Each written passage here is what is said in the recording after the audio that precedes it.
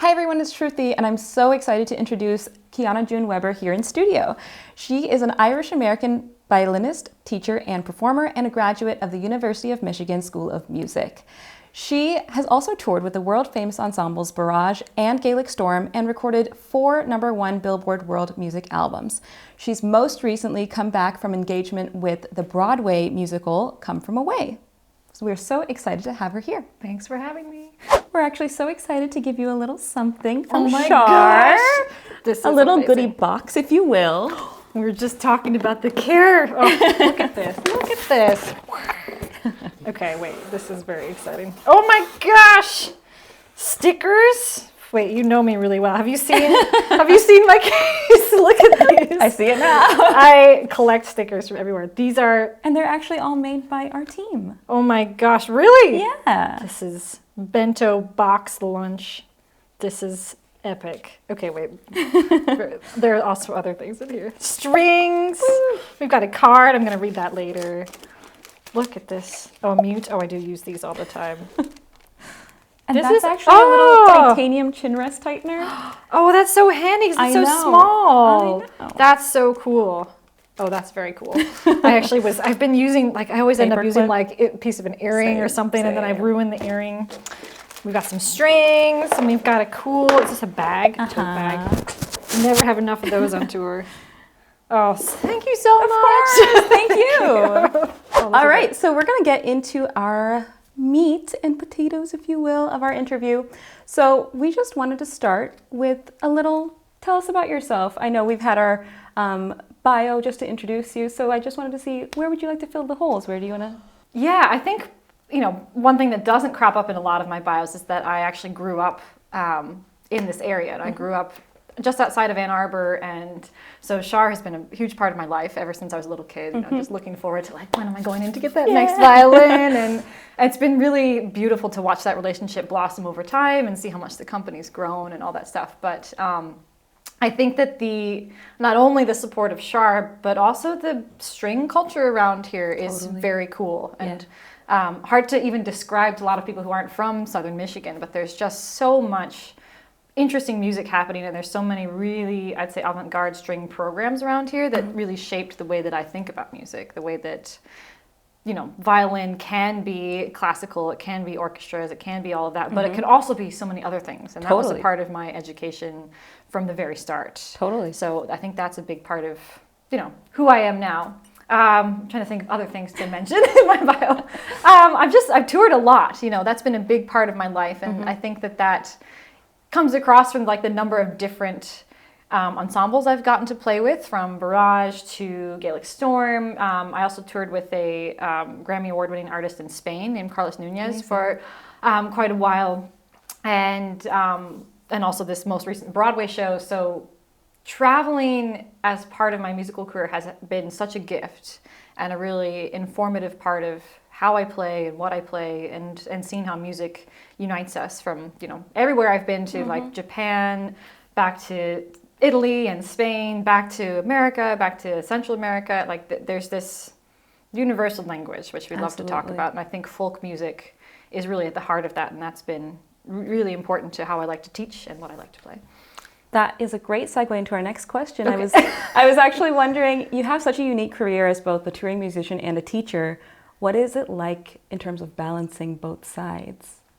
I think that's been a real challenge for me, partially because they're both such passions. I feel like my heart is sometimes torn when I get the balance wrong and I'm spending too much time touring and not able to be in touch with my students or that community. And similarly, when I'm spending too much time teaching and I'm not feeling that performance side of me. So I'm really trying to nail down that balance. Yeah. I think in a very strange way, the pandemic forced us all online a little bit. Yes. And that's actually, I think, been really great for music education. And that's really helped my balance, because I believe that we can do a lot more music education online than we think we can. Absolutely. So that's helped me keep that consistent, because I can be on tour and also maintain a good teaching schedule. And, I almost feel like I'm bringing my students and my Fiddle Club with me a little bit around the world. So that's helped a lot. So in terms of the way that you, show your teaching style online versus in person? How has that changed post-pandemic or online? And what influences do you draw from in terms of your teaching philosophy? How long do we have? I know. Well, I think I actually was just at a camp this last week. I was teaching at Warren Wilson College. They have this beautiful summer program called Swannanoa Gathering. It's like a folk music school in person. So group classes in person, and I think that was one of the first times I'd gotten to do like a proper group workshop in person since the pandemic. And I actually feel like having to go online has made me a much better teacher. Cool. I think that it forces good teachers to be really careful in the way that they verbally explain things. Definitely. And you have to have such a wider vocabulary, and you're less reliant on that, oh, let me just go over here and show you how it's done, which I think works for some learners, but leaves a lot of learning styles out. Sure.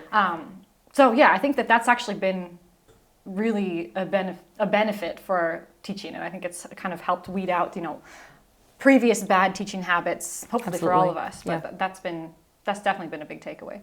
Very cool. So your online Fiddle Club is sort of like your big project, and I was wondering, how do you bring that collaborative fiddling culture to everyone in every time zone, and how does that work? A lot of scheduling. Yeah, that's been an interesting challenge. I think because I tour so much, I'm pretty used to hopping time zones, so I definitely try to be aware of people that are, tuning in from different places, aware of different languages that we're using when we're learning. The way Fiddle Club is structured, there's a huge chunk of it that is sort of do at your own pace. There's a big asynchronous element, which I think actually works really well for multiple time zones. So it's almost like it's like Netflix for violin. You like log in. Oh, that's amazing. Yeah. And you've got like huge amount of all these tutorials, a huge amount of lessons that you can play along with. And I've done backing tracks and resources for everything. And all of those are kind of work at your own pace. You can log in and say, I have them done so you can search by, I've got 20 minutes to practice, what should I do? So I'm going to look through the 20-minute section, find some things to play along with. Awesome. Or maybe you're working on a new tune and you want to just like really go through the meat of the tutorial. And that might be just working at your own pace. So there's that element, which I'm kind of expecting people to do at the pace that feels good for their skill level. And I do try to schedule group classes in a way that, they're kind of in the middle of the day on the weekend, so that people from multiple time zones can tune in. I have people from, all the way from the West Coast of the United States to Japan and Australia tuning in. So that's an element. Try to make those group classes possible for us to all be online together. I do also record them so that if you miss a class, you can just tune in later. Again, use some of your own asynchronous time. And then the thing that's been really fun for me, I love this because it's a way I can connect with people individually, is we do this little asynchronous like video chatting. Okay. So that as people are working on their tune, they can send me, like ping me a little video. And awesome. So when I have time, usually I do this like right before a show, I'll go and like listen to all the videos, give them a little like 10-minute video back of like, try these couple things, and then they can go back and work asynchronously on what they're working on. Sure. I think that's been a really cool way that tech has like actually worked to our advantage. And it opens up so many new doors, I think, for people that, might not have access to that kind of music in their area. Totally. You might not be able to work with, a Celtic violinist or someone who's toured like I have in the area that you're in. And then it just opens so many doors really rapidly. So I think tech is a great leveler in that way. Absolutely. What's the response been to Fiddle Club? I think it's been great. Everyone who's in it seems to be super jazzed up. I've actually had 2 or 3 of my students start their own fiddle programs out of it. That's so cool. Which to me feels like, a fiddle grandparent. No, that's really beautiful. And that's been one of the most beautiful things that's come out of it, seeing some teachers especially that have been a part of this start their own fiddle programs extracurricularly at their school. They're using some of my tunes, even just some of the ideas of how I teach. I get to see them like starting their own programs and that blossoming from places like Wisconsin that already have a lot of that music too. Sure. I have a student in Wyoming that started like the very first fiddle program they've had there. And that's so special. Watching her little fiddlers, I get videos of them all the time. Being like, we learned this new tune. So sweet. That makes me really excited. Yeah. Well, you know, you have such a multifaceted career, and so we were wondering, how do you balance the aspect of your personal life, career, social media, health and wellness, all of the above? That's a really hard thing, I think, for artists. I mean, for all of us, really, in this current time period. I think we're struggling with how social media fits into our lives. And I do think, you know, I'll say this to any artist out there, I think it's really important to have some separation. You know, you have to look at what's happening online as either, you know, a tool you can relate to. I can learn some things from this person, from YouTube. That's a really good thing that's feeding you. There's a lot of it, though, that's just like personal branding garbage, for lack of a better term, that, like, you know, people have to throw out the highlight reel of what they're doing. Yeah, of course. And that's not real life. And I think that the further we can kind of separate those two, the better. So I do really try to keep like very careful boundaries for how my social life influences my real life. Totally. And by that I mean, like, I do share, like, everything you see online I'm sharing is my real life. I'm very open, you know, I'll show pictures of my husband and what we're doing, where I am on tour. I don't hide things, but I do think mentally separating the, like, online world from your value as a player or your value as a human is so important for all of us. Yeah, absolutely. Anyways, that spiel done. But I guess the other part of that question is balancing, like, tour and just regular life. It's a challenge. I'm very lucky that I have a partner who's also a musician. So often he's been able to travel with me or very much understands that lifestyle. Of course. You know, I think that's important for those that are artists or aspiring artists. Whether or not you find a partner that's in that field, I think being able to explain that to your family or your partner, having them, you know, understand that world a little bit is really helpful. Definitely. And that could be like bringing them along on a tour for a little bit, or letting them come backstage with you at a show, or just so they kind of understand the process and what's happening. A little peek into the behind the scenes. Yeah, Absolutely. Yeah. Then most likely they'll walk away saying, "Oh, this is not as glamorous as I thought." Yeah. This is a lot of hard work and terrifying most of the time. Yeah. No, there are lots of parts that are great. Yeah, and I think the third element of that is, like, self-care. You know, I struggled a lot with playing injuries, as I think most of us have. Me too. It's a thing that we don't talk about nearly enough. Yep. So, like, that's been a really big part of my journey the last 5 years, really, is like going to PT regularly, doing a lot of strengthening stuff. But I've been trying to talk about this a little bit more on socials, but I think there's a whole new, that's definitely a whole new field that I want to get into more. Really looking after your body first. And again, honestly, the pandemic was a great time for healing for me, because I had a really bad shoulder injury, and it was only because I had, you know, almost a year off that I really got to heal that, strengthen it the way that it should have always been strengthened, and set up some good new habits for moving forward. And touch wood, I haven't had that problem since. That is good to hear. Yeah. So lots of PT, lots of gym, lots of running for physical and mental health. Lots of yoga. I actually did a yoga teacher training course because I was so interested. How cool! Just in how so you're certified. I am. How cool! Yeah, I think that's going to be a really important next phase of my career, but also where the world's going, I think, as we kind of figure out how to keep our physical and mental health going with these really demanding our social lives. and personal lives all balanced together. Yeah, absolutely. It's messy. Yes, it's messy and it's beautiful. So. Yes, it is. Talking about messy and unique, your musical career has been so varied in terms of, you know, you got your schooling in classical music, but you've toured with all of these really famous ensembles that do a lot of crossover and Celtic fiddling. So I just wanted to see, how were you able to craft that signature sound and that signature style that you have now? Oh, wow. Well, I'd say it's always moving. Work in progress. Still in flux. That's a really interesting question. I think that's something I've struggled with a lot, partially because growing up I was told that these were separate things. I was told that I was studying classical music, and that was very much a separate world than all the fiddle and folk music that, like, fueled my soul. And so I was, like, really doing them separately for a long time, and very confused as to what my sound was, who I was as a musician. Sure. I think I felt kind of like almost schizophrenic here. It's like, who am I? Yeah. And only in the last, like, I don't know, maybe 3-4 years, I feel like I've really stepped into embracing that as, actually, this is just one thing. And this is who I am. Yeah. And it's all playing violin. And it's been more of a journey of like accepting that as like, actually, these are all part of the same sound for me. That, they can all exist together. Yeah.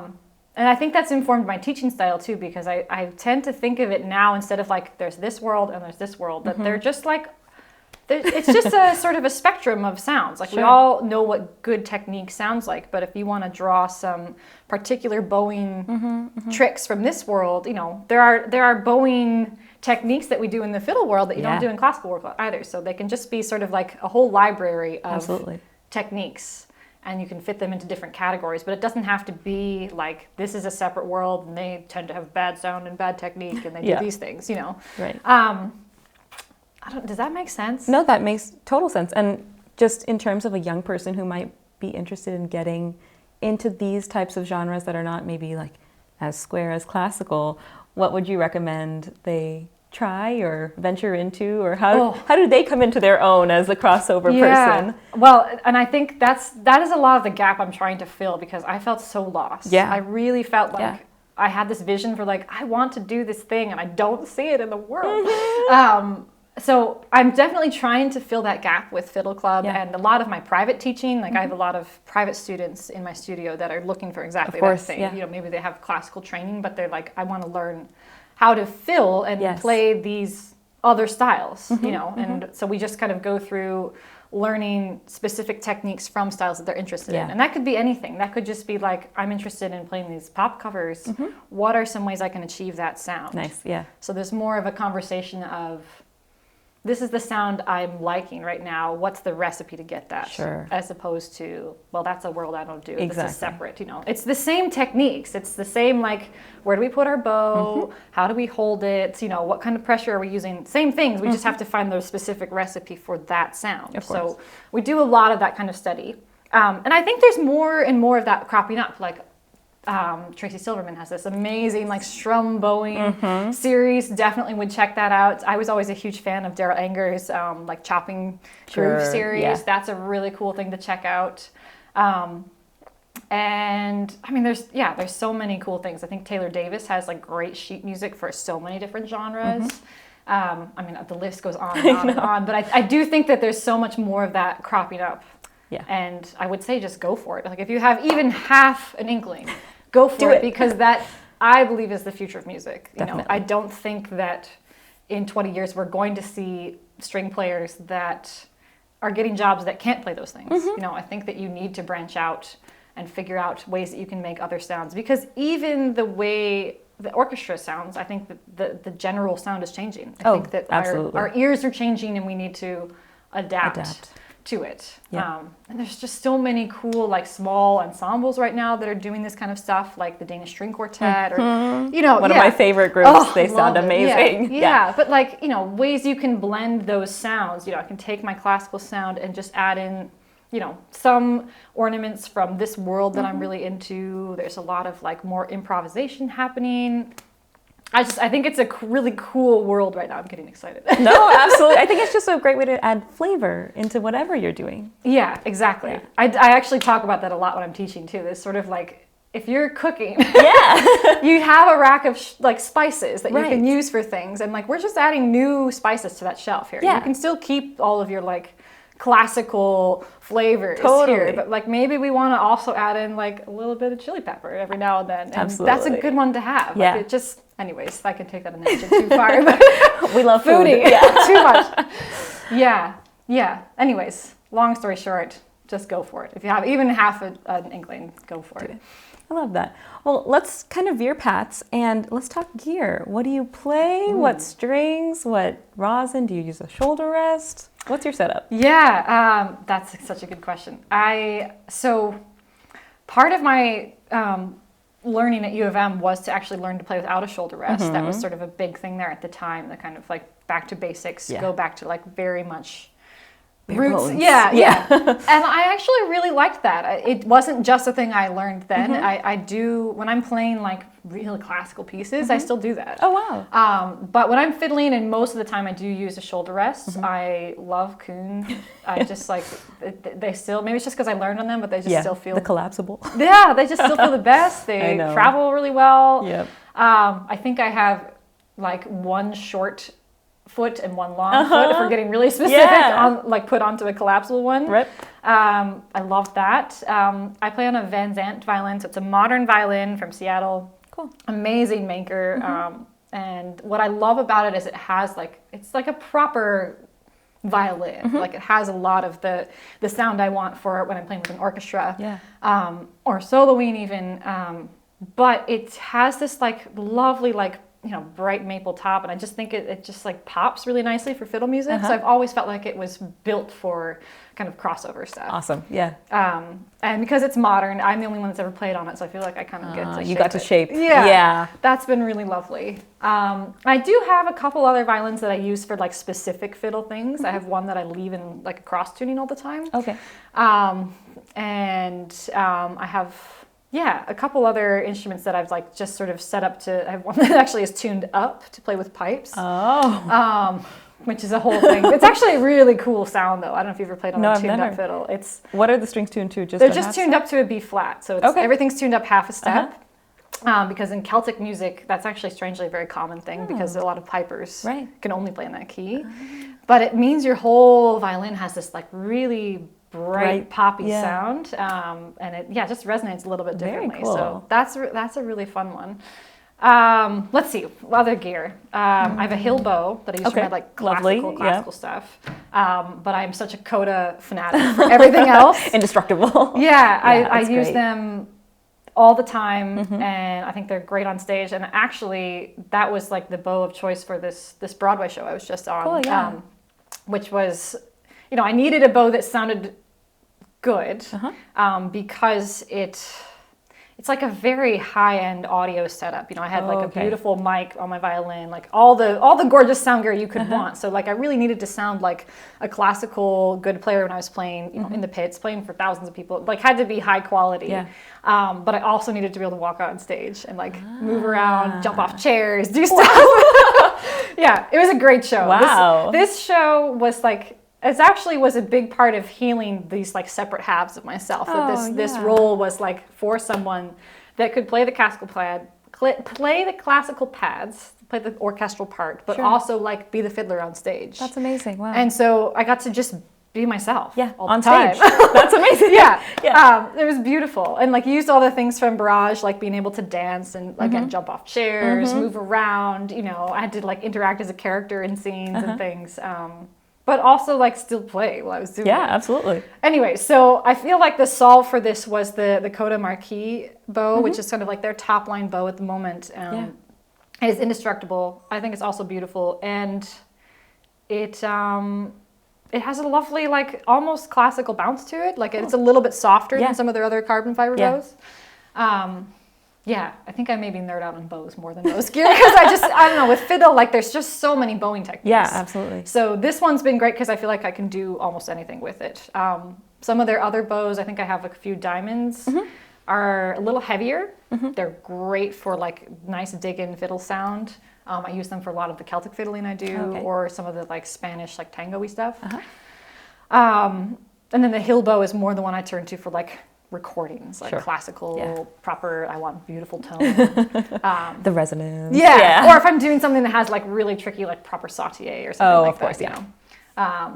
But I'd say the Marquis is really good at that too. Let's see, what other gear? Strings. I use usually the Prazzi's. The green lady. Ava. Ava. Sometimes I'll use the infield pie strings as well. I think they're gorgeous. They're like my treat. They're like if I have a really good recording coming up, I'll put those on. They're just, they sound so good. To use the whole set. The way. Nice. Whole set. I love it. And then I think in a pinch also like the D'Addario Vivo and Amo strings have a great sound, but they're great for live on stage, like especially if you have to play outside or a festival. they break in so quickly. You know, they're the kind of string, like if I had to change my string because something broke in the middle of the show, I'd grab one of those because it like instantly will hold pitch. Good to know. It breaks in so fast. Yeah. Yeah, and they're pretty indestructible as well. But I think don't compromise too much on that round tone. I have a Shar cleaning cloth. Me too. I love it. Actually, the Shar tuners are great. I've been using those for years. And do you recommend them to your students and stuff too? I do, yeah. Yeah, the D'Addario clip-on ones are really nice. But I feel like the display of the Shar ones is just a little bit larger, and just because they clip over the peg box, it's just really easy to get on and off. And yeah, I think they've been my go-to for the last 5 years. So awesome. Do you think that Celtic music is going to be popular forever? Do you think?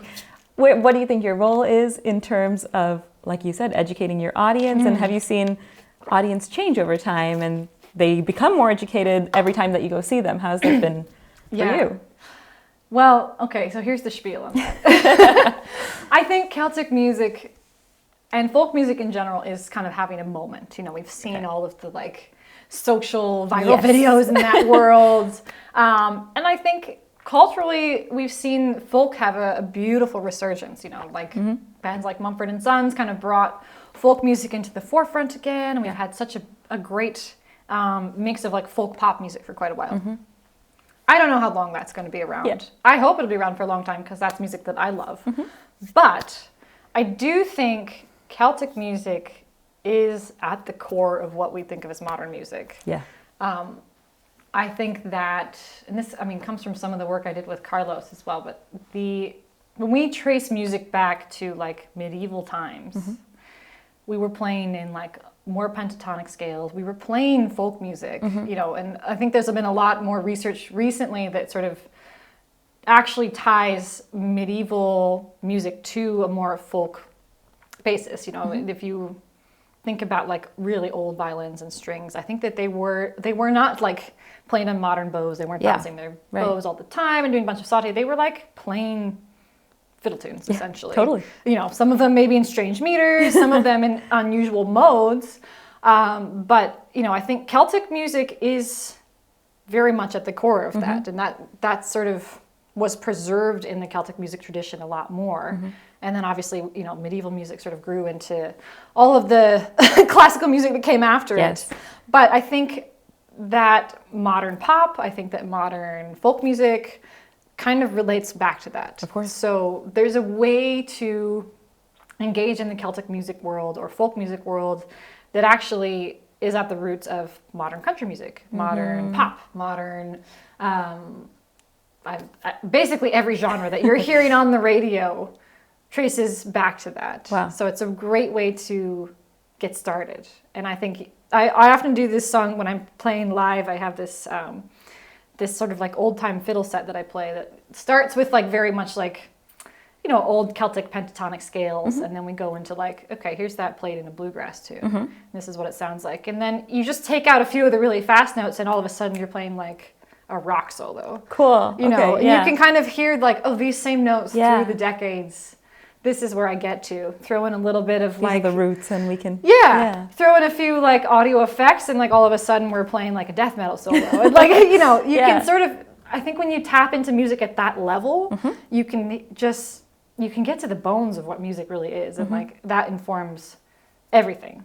So anyways, spiel over. I think that folk music is the way to get into like what the roots of what music really is. And then you can go into whatever route you want. And we'll see where pop music goes after this or popular culture goes with, you know, its relationship with Celtic music. But I don't think that the essential elements of what Celtic music is going anywhere anytime soon. I think that's part of the reason it's popular is because it's part of what music is at its core. Of course. I just wanted to know, how has your experience with the Young Strings of America program here at Shar helped your career and sort of helped kickstart any projects or supported you throughout your touring life? So much. Shar has just been an amazing part of my life for so long, and I'm so honored to be here. Thank you so much for We're so happy to have you. Please. Young Strings of America has been a huge help in just like physically supporting me with gear. I think it's a huge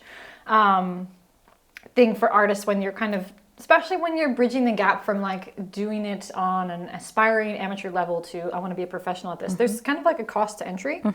So I think at a time when maybe that was a little bit harder for me, like Shar was always there with like, here's some strings, here's some gear, like get back out there, let's get you patched up and back on stage. Like a crew. It's like a pit crew, really. Yeah. And I think that's been really beautiful. I have been here for rehairs and instrument repairs so many times over the years, and like getting strings. I mean, I get strings in the mail from you guys all the time, and like a little care package, and it just like warms my heart so much. I feel so supported. So that physical part has been huge. It's really hard to overplay how important that's actually been. And I think just even having like the team of support and being able to call and like bounce ideas off the company and support on socials, support from marketing. You know, it's a really gorgeous program. And I think that the direction Shar is going with Young Strings of America is so cool. I just love looking at and connecting with, I should say. I have real relationships with a lot of the other artists, and I think you just have, I'm honored to be a part of that team. I think that it's really the future of where string music is going, and it's really beautiful. So. We are also honored to have you part of the team, and we're so excited to support all the young talent that's in the industry and just provide them with the things that they need to succeed. So thanks for being part of our team too. Oh my gosh, well, thank you. Just one last question to tie things up. Any fun new projects in the pipeline that you can tell us about? Ooh, well, maybe. I think some things are maybe not public yet, but I think definitely there's a bunch of new music coming. I feel like I've just finished this really long tour, and it's amazing to be back home and get to work again on this album that I have kind of in the pipeline. So there'll definitely be more about that soon. I can't wait. And definitely there's a lot of new stuff like in the works for Fiddle Club and where I want that to go. I'd say just stay posted. We're definitely trying to expand, you know, the people that we're reaching. I really want to reach more teachers, and there's going to be a pilot program this fall to help teachers use fiddle music in the classroom. Fantastic. So we're going to have kind of a focus group. If you're interested in being a part of that, that's awesome. Definitely hit me up. So hopefully we're just forming the structure of that at the moment, but I'm really excited to bring that to as many people as possible. Amazing. So both of those and some other fun things. Secrets in the works. That's so fun. All right, and just to wrap up, where can all of our viewers find you online? So my website is kianajune.com. You can find me there. There's lots of fun ways we can interact there, whether that's classes or you can find Fiddle Club there as well. I do workshops, anyways, so you can find me at my website. Definitely you can connect with me on socials. I love to chat with everyone. So Kiana June Weber on almost all the things, I think. Yes, all the things. So check me out on socials there. And then obviously through Shar's amazing socials and website, I'll definitely be popping up there from time to time. Awesome. Well, thank you so much for joining us in studio. It's been such a pleasure. And hopefully we'll get to see you again soon. I hope so. Definitely. It won't be too long. I know.